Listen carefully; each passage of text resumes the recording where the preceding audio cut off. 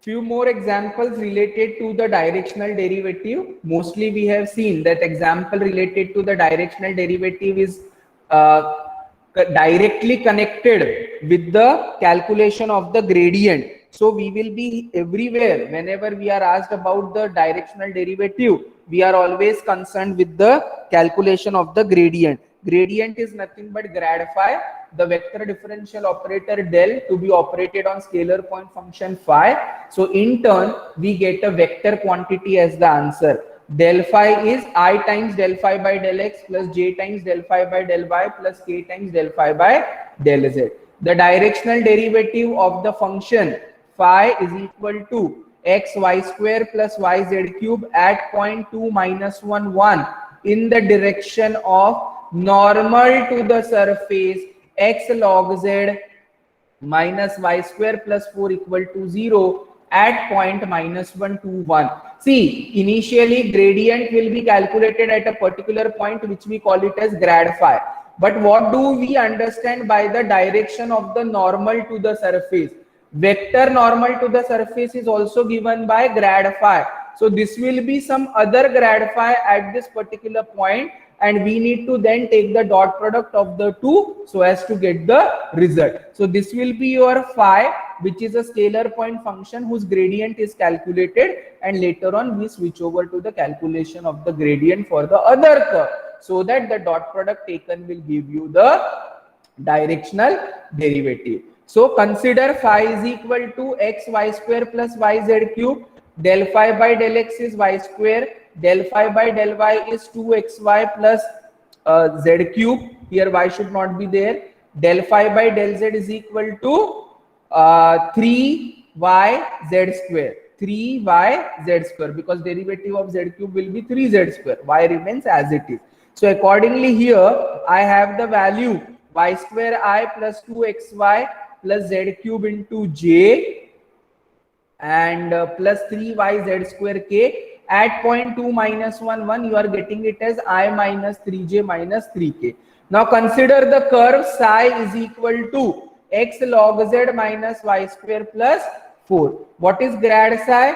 Grad psi is nothing but the derivative del psi by del x I plus del psi by del y j plus del psi by del z k, and that point at which point it has to be calculated minus 1 to 1. So this is a particular vector normal to the surface at point minus 1 to 1. So let n cap be the unit vector in the direction of grad psi.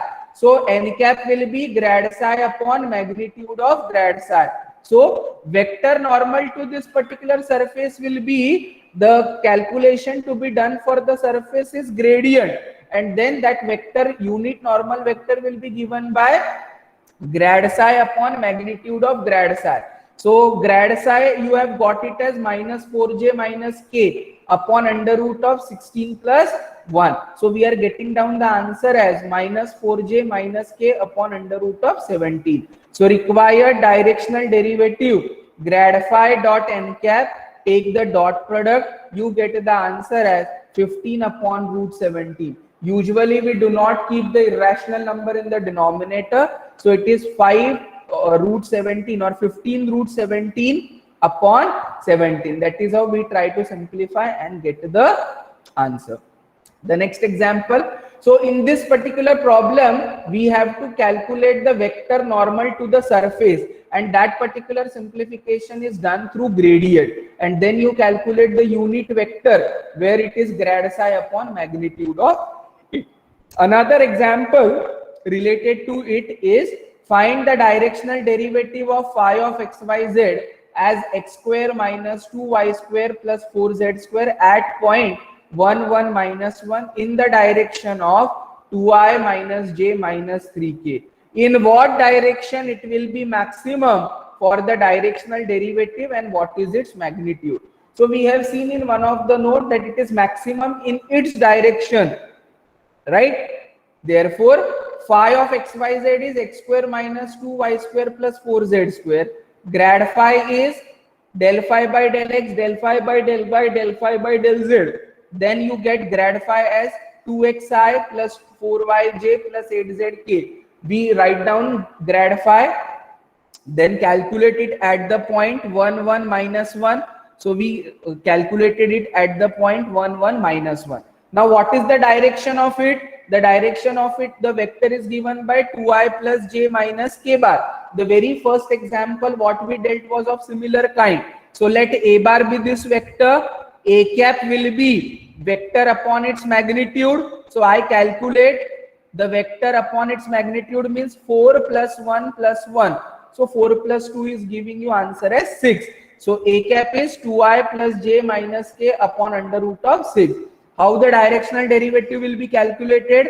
Directional derivative will be calculated by grad phi dot a cap. So you will have to calculate that directional derivative. Take the dot product of these two. It is maximum in the direction of grad phi. What is the direction of grad phi? 2I minus 2I plus 4j minus 8k. And what is the magnitude? Magnitude of itself. So under root of 2 square plus 4 square plus 8 square. So what is the magnitude coming out as under root of 84. So very first thing, for the given scalar quantity phi, you need to calculate gradient at a point, then whatever vector is provided in which direction, we have to calculate the directional derivative. Call it as a bar. A cap will be a bar upon magnitude of a bar. Calculate the directional derivative. It will be maximum in the direction of grad phi, whatever grad phi we have calculated, and calculate the magnitude of that grad phi, which will be the resultant or the required answer. The next example, find the values of components A, B and C so that the directional derivative of phi ax square plus by square plus cz square at point 112 has a maximum magnitude 4 in the direction parallel to x-axis. Now which unit vector is responsible for the x-axis? Unit vector I. Which vector is responsible for the y-axis? J. Which is responsible for the z-axis? It is k. So ultimately direction parallel to x-axis means I need to take a dot product with the unit vector I bar, which is a responsible vector in the direction of the x-axis. So given vector, given scalar quantity phi, which is ax square plus by square plus cz square, grad phi is 2axi plus 2byj plus 2czk. Grad phi at the point 112, 2ai bar plus 2bj bar plus 4ck bar. Now the directional derivative of the surface parallel to x-axis is given by grad phi at point 112 dot I cap. So take the dot product of it with I cap. As I told you, your answer will be 2a. So grad phi at point 112 dot I cap is 2a, but this particular value is having the magnitude as 4. 2a is equal to 4 means a is equal to 2. So we have calculated one of the component, that is a is equal to 2. Also the magnitude of maximum directional derivative in the direction of x-axis will be I is equal to grad phi upon magnitude of grad phi. I is equal to this vector upon the magnitude, but there are no coefficients of j as well as k, so only I equate this particular quantity with 1, right? So therefore we get b is equal to 0 and c is equal to 0. A already we have calculated, which is coming out as 2. So accordingly we get the answer for A as 2, B as 0 and C as 0. So what you have to do, you have to apply the concept of magnitude. Somewhere here they have used the word maximum magnitude. Now in the previous example we have seen what is the direction of it. It is in the direction of itself. And what is the magnitude of it? The gradient, whatever we have calculated, its magnitude. So I cap in general will be what? Grad phi upon magnitude of grad phi. So I cap is equal to this bar, vector upon its magnitude. But on the LHS you have I plus 0j plus 0k. So you can equate the coefficient of j and k, you get the answer as 0. So therefore values of b and c are coming out as 0.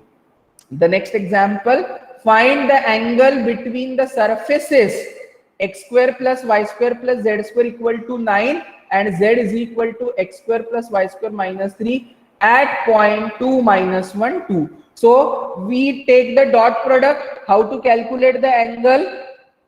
Angle will be calculated with the dot product. What is that dot product? A bar dot b bar is AB cos theta. So here for the given surfaces, what is the vector quantity? It will be the gradient at that particular point. So accordingly, we will be calculating for the first surface gradient at a point, for the second surface gradient, and then we take the dot product and get the angle. Phi 1 will be x square plus y square plus z square minus 9 equal to 0. Phi 2 will be x square plus y square minus z minus 3 equal to 0.